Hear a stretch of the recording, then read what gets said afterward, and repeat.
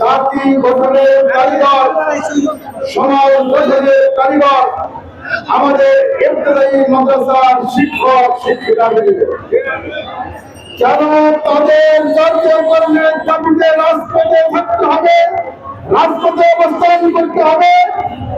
আজকে এখানে সেজন্য উপস্থিত হয়েছেন এদেশের গণমানুষের সংগঠন বাংলাদেশ জামাত ইসলামের সহকারী সেক্রেটারি জেনারেল নেতৃবৃন্দ, সম্মানিত জাতীয় নেতৃবৃন্দ, সাংবাদিক বন্ধুগণ এবং অবস্থান গ্রহণকারী একান্ত শিক্ষক শিক্ষাবৃন্দ, আমরা গণপ্রজাতন্ত্রী বাংলাদেশ সরকারের অন্তর্বর্তীকালীনের সরকারকে আহ্বান করি, অবিলম্বে স্বতন্ত্র ইবতদায়ী মাদ্রাসাকে জাতীয়করণ করতেই হবে। সমাজ গঠনে, জাতি গঠনের কারিগরদেরকে আর রাজপথের কষ্ট করতে না হয়, তাহলে কিভাবে দাবি আদায়ের জন্য আন্দোলন করতে হয় বললে তাই হবে।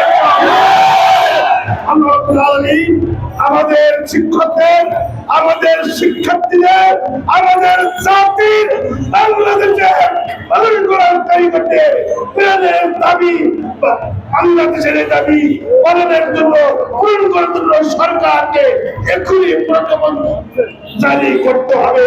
আসসালামু আলাইকুম।